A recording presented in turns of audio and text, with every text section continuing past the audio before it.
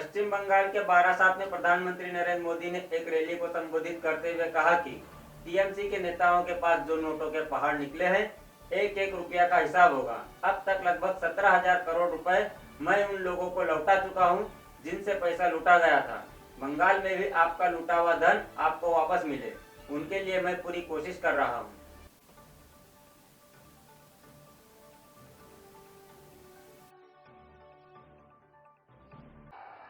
TMC के नेताओं के पास भी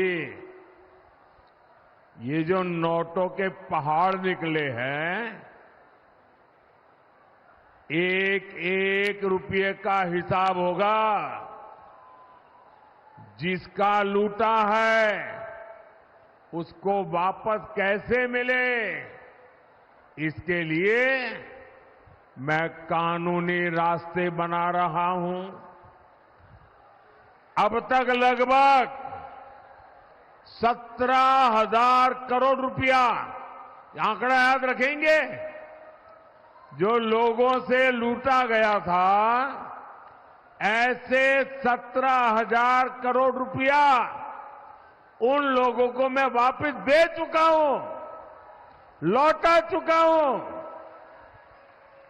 बंगाल में भी आपका लूटा हुआ धन आपको वापस मिले, मैं उसके लिए पूरी कोशिश कर रहा हूं।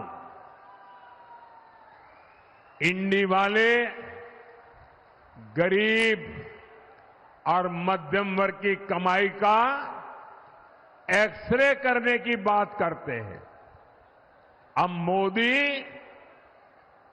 इन भ्रष्टाचारियों की, काले धन की, गंदी कमाई की, अब मैं उसका एक्सरे निकालूंगा। ओडिशा के जाजपुर में केंद्रीय गृह मंत्री अमित शाह ने जनसभा को संबोधित करते हुए कहा कि मैं नवीन पटनायक से पूछता हूं, नवीन बाबू रत्न भंडार की चाबी कौन छोड़ गया? ओडिशा की जनता को बताइए, आपने रत्न भंडार की डुप्लीकेट चाबी बनाई है या नहीं? रत्न भंडार में से जो चाहिए, रत्न भंडार की जांच रिपोर्ट जारी होनी चाहिए या नहीं होनी चाहिए?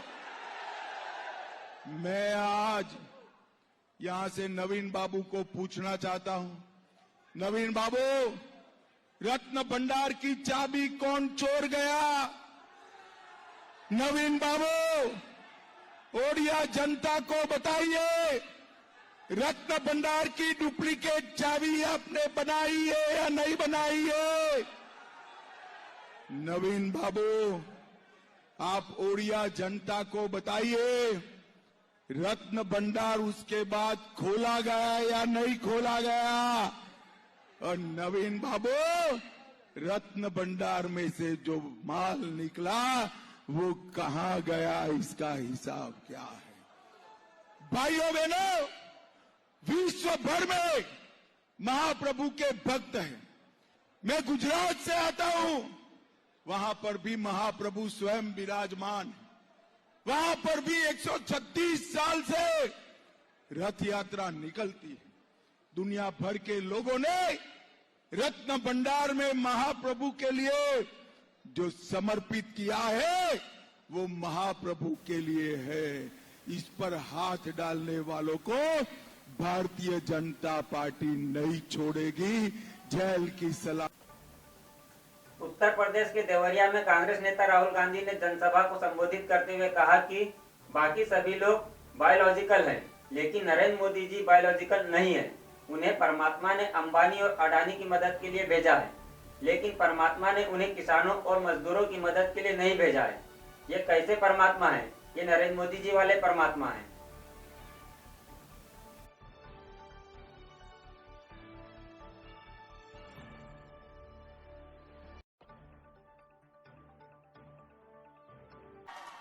बाकी सब लोग बायोलॉजिकल हैं, माता पिता से पैदा हुए हैं।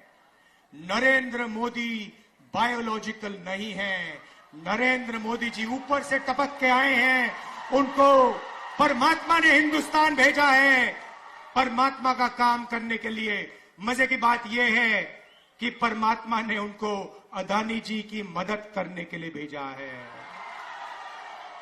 अंबानी जी की मदद करने के लिए भेजा है, मगर परमात्मा ने उन्हें किसान को मदद करने के लिए नहीं भेजा, मजदूर को मदद करने के लिए नहीं भेजा, जाति जनगणना करवाने के लिए नहीं भेजा।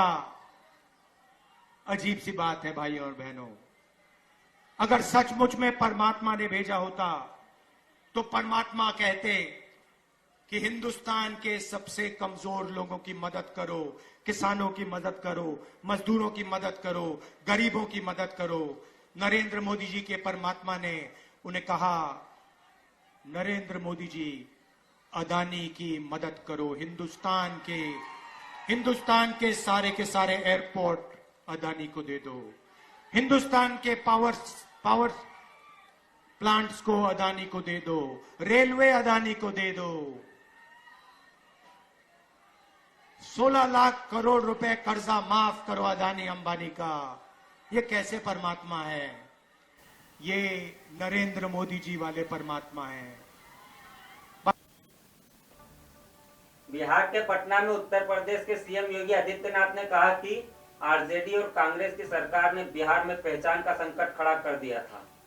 पीएम मोदी आपको डिजिटल युग में ले गए हैं, लेकिन लालू यादव आपको आज भी लालटेन युग में ले जाना चाहते हैं, क्योंकि वह चाहते हैं कि अंधेरा रहे ताकि अंधेरे में डकैती बढ़े। वह विकास नहीं चाहते हैं।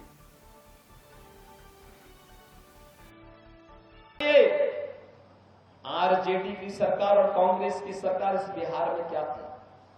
पहचान का संकट खड़ा कर दिया था। मोदी जी आपको डिजिटल युग में ले गए हैं, लेकिन लालू जी की आरजेडी आज भी आपको लालटेन युग में ले जाना चाहती है। लालटेन युग में ले जाना चाहती है क्योंकि वह चाहते हैं अंधेरा रहे। अंधेरा रहेगा तो अंधेरे में ही डकैती बढ़ेगी, इसलिए नहीं चाहते हैं विकास हो जाए।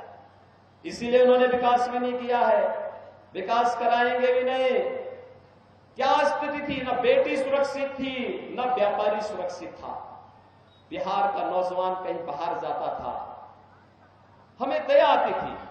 देश को नेतृत्व देने वाला बिहार, प्रतिभाशाली हमारा युवा पहचान के लिए मोहताज होता था। क्या कर दिया था लालू जी ने? तो यहां पर क्या स्थिति पकड़ा दी थी? बहनों और भाइयों, 2017 के पहले यही स्थिति उत्तर प्रदेश में थी, और उत्तर प्रदेश में आपने पिछले 7 वर्ष में देखा होगा एक भी दंगा नहीं हुआ।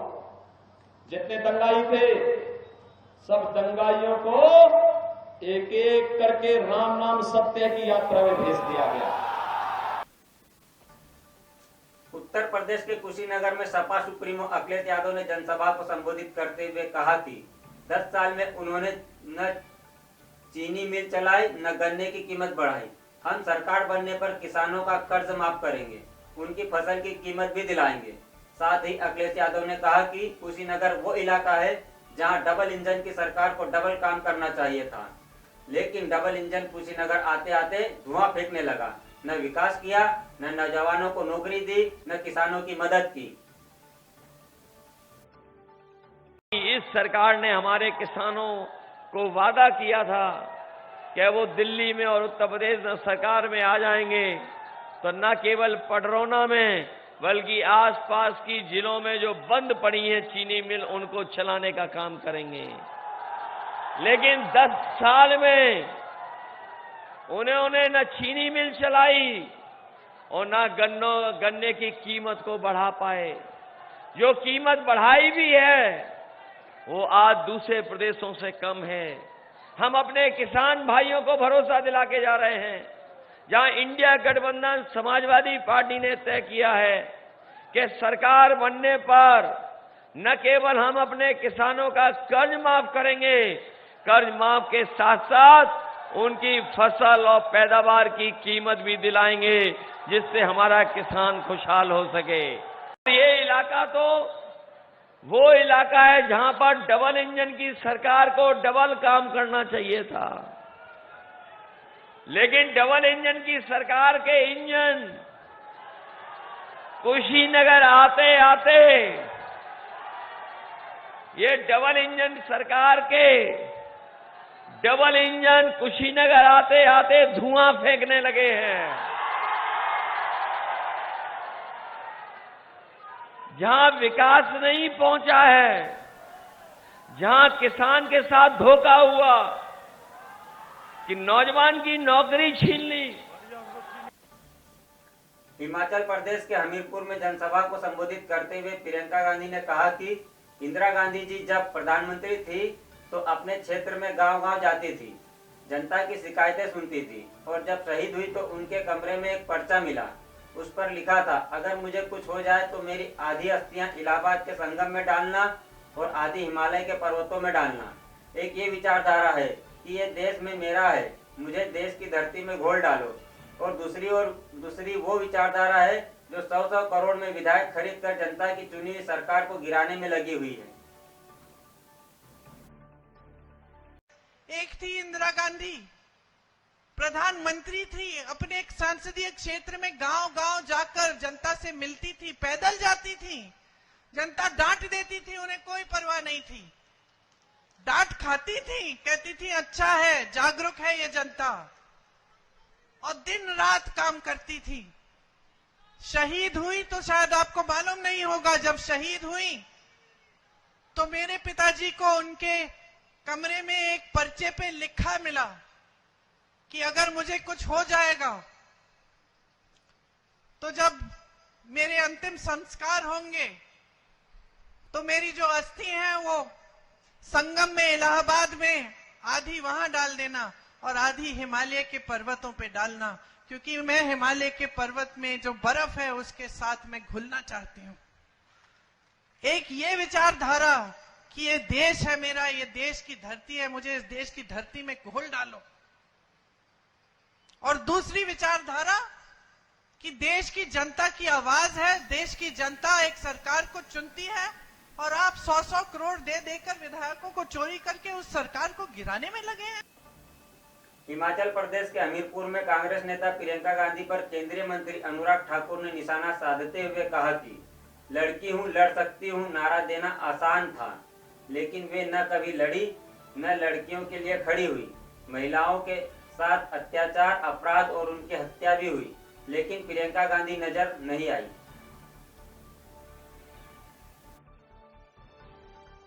हूँ, लड़ सकती हूँ नारा देना बहुत आसान था, लेकिन न कभी लड़ी न कभी लड़कियों के लिए खड़ी हुई। ये तो महिलाओं के साथ अत्याचार, अपराध और उनकी हत्या भी हुई, तभी प्रियंका गांधी नजर नहीं। नेहा कांग्रेस के काउंसलर की बेटी थी, निकाह करने के लिए, जबरन निकाह करने के लिए उन्होंने मना किया, गला रेत कर हत्या कर दी गई। उनकी सरकार में उनके काउंसलर की बेटी को न्याय नहीं मिला, लेकिन वो नजर नहीं आई। लड़की हूं पर लड़ नहीं सकती हूं। हिमाचल प्रदेश की महिलाओं को 1500 रुपया महीना वायदा करके गई थी, 16 महीने हो गए, शक्ल नहीं दिखाई और ना ही एक पाई भी महिलाओं को दिलाई। 24,000 रुपए की देनदारी एक एक महिला की राज्य की सरकार की है। क्या ये लड़की उनके लिए लड़ सकती है? अब मुख्यमंत्री कहते 24 घंटे में पैसा दूंगा। भाई 16 महीने में कई 24 घंटे आए, आपकी सरकार सोई रही। अब तो आपकी सरकार का जाने का समय आया है।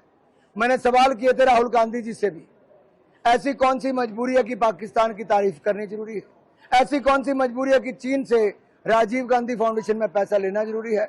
ऐसी कौन सी मजबूरी है कि आपको सैनिकों के शौर्य पर प्रश्न चिन्ह खड़ा करना जरूरी है? ऐसी कौन सी मजबूरी है कि कांग्रेस को रक्षा सौदों में दलाली खानी जरूरी है? ऐसी कौन सी मजबूरी है कि SC ST OBC का 5% कोटा कम करना खाना ये कांग्रेस की मजबूरी है? ऐसी कौन सी मजबूरी है कि लोगों की संपत्ति को वापस लेकर वितरण करना, बाकियों में बांट देना, घुसपैठियों को दे देना, ये कांग्रेस की रणनीति है?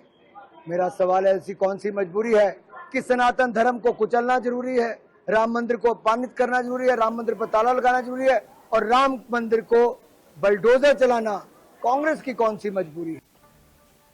सागर जिले के खुरे विधानसभा क्षेत्र में अहिरवार परिवार के साथ दबंगों ने मारपीट की, जिसके बाद भोपाल ले जाते वक्त युवक की मौत हो गई। वहीं घटना के बाद मध्य प्रदेश के कांग्रेस अध्यक्ष जीतू पटवारी पीड़ित के घर पहुंचे और उनसे मुलाकात कर कहा कि किस्से कहानियों का जंगल राज मध्य प्रदेश में हकीकत बन चुका है। एक दलित परिवार को सोची समझी साजिश के तहत तबाह कर दिया गया। कई हत्याएं हो गई, लेकिन कहीं कोई सुनवाई नहीं हो रही है। साथ ही पटवारी ने कहा कि कांग्रेस पीड़ित परिवार के साथ है, सरकार नहीं सुनेगी तो न्यायालय के माध्यम से सीबीआई जांच के लिए लड़ाई लड़ेंगे। मेरे भाई की हत्या हो गई थी और अभी हमारी बहन की राजीनामा पे गवाह बना रहे थे, तो जो एक गवाह था राजेश, उसकी भी हत्या हो गई और हमारी बहन को भी मरवा दिया इन्होंने। और प्रशासन बहुत दबाव बना रहा है। उसमें से 3 आरोपी अंकित सिंह और विजय सिंह का केस में नाम नहीं है। अच्छा, ऐसे करिए, आप पूरा जीतू को समझा दीजिए। जी, हम आपके साथ खड़े हैं, घबराइए मत। जी जी। और जो भी आपको जरूरत होगी मदद की, हम आपकी मदद कर लेंगे, ठीक है? जी जी। ठीक, okay, thank you. Rahul Gandhi थे बेटा। अब चलो तेरी मदद। हम सुनते थे, पढ़ते थे कि कई राज्य ऐसे होते हैं जहाँ पे जंगल राज होता है। एक परिवार की एक बहन को पहले छेड़ा जाता है, फिर उसके भाई की हत्या की जाती है। न्याय मांगते मांगते मांगते चाचा की हत्या हो जाती है, माँ को निर्वस्त करके घुमाया जाता है और फिर बहन की भी एक तरह से हत्या कर दी जाती है। ये मध्य प्रदेश के हाल है। सगे भाई की बहन को इनके देवर की बहू ने छेड़छाड़ हुई, उसके साथ हाथापाई, वो एफआईआर लिखाते हैं, पुलिस नहीं लिखती है। ये जंगल राज है। प्रशासन पूरा हत्यारों के साथ है। एक व्यक्ति की हत्या हुई, किसने की, क्या की, केवल पुलिस को पता है, हत्यारों को पता है, कोई एक भी गवाह नहीं। एक तरह से ये जंगल राज नहीं है तो क्या है। मैं मानता हूं कि अभी राहुल गांधी जी ने मृतकों से बात की है और कांग्रेस पार्टी इस पूरे मामले को मृतकों को के परिजनों को साथ में लेके कोर्ट में जाके सीबीआई इनका इंक्वायरी की मांग करेगी। कोर्ट के माध्यम से सरकार से तो आग्रह करेंगे, मुख्यमंत्री जी से भी अनुरोध है कि इस पूरी घटना की सीबीआई जांच होनी चाहिए। क्यों लड़की मृतिका मरी, इनकी बहन, क्यों इनके चाचा की हत्या हुई, चाचा की हत्या हुई वो परिदृश्य से जो बताया जा रहा है वो सही है, इसके अलावा भी कुछ है। एक दलित परिवार को, अहिरवार परिवार को किस तरीके से दमंगई से बुंदेलखंड में क्या स्थिति है दलितों की, क्या स्थिति है अनुसूचित जाति जनजाति के लोगों की, ये एक उसकी वानगी आई है। हिमाचल प्रदेश के शिमला में विदेश मंत्री एस जयशंकर ने बौद्धिक प्रकोष्ठ की बैठक में कहा कि विश्व में सबसे ज्यादा सेमीकंडक्टर चिप्स ताइवान से बनती है। बड़े बड़े देश कोशिश कर रहे हैं सेमीकंडक्टर चिप्स का व्यापार उनके यहाँ चला जाए। हाल ही में हमारे 3 से 4 बहुत बड़े समझौता ज्ञापन तय हुए हैं। दुनिया की सप्लाई चेन को अगर हम भारत में ले आए तो ये विकसित भारत के लिए विकास का एक माध्यम बनेगा। जो है ताइवान में बनते और आज वहाँ तनाव है, तो दुनिया में ये चिंता तो है कि भाई कुछ हो जाए तो चिप्स की सप्लाई का क्या होगा। तो जो बड़े बड़े देश जो हैं वो सब कोशिश कर रहे हैं कि चिप्स का बिजनेस उनके यहाँ चले जाए। तो अमेरिका कोशिश कर रहा है, यूरोप भी कर रहा है, चाइना भी कर रहा है। अब हाल ही में हमारे यहाँ 3-4 बहुत बड़े कॉन्ट्रैक्ट तय हुए हैं ताइवान के साथ, अमेरिकन कंपनीज के साथ, कि चिप्स मैन्युफैक्चरिंग और उसके जो एसोसिएटेड बिजनेस जो है वो उसको असेंबली, टेस्टिंग, मार्किंग कहते हैं, तो ये पैकेजिंग, तो ये पूरा बिजनेस जो है ये भारत में हम इसको कैसे लाएं। तो जैसे मैंने कहा, अगर ग्लोबल कैपेबिलिटी सेंटर्स आज 32 लोगों को रोजगारी देता है, आप सोचिए सेमीकंडक्टर इंडस्ट्री ये जो है करोड़ों में रोजगारी देती, पर आप हमारे यहाँ वो साहस होना चाहिए इसको भारत लाने की। तो दुनिया की अगर सप्लाई चेन भारत में हम घसीट के ले आए, ये मैं आपको कह सकता हूँ कि हमारी इकोनॉमी में इतना बड़ा परिवर्तन आएगा कि ये एक विकसित भारत के लिए अपने आप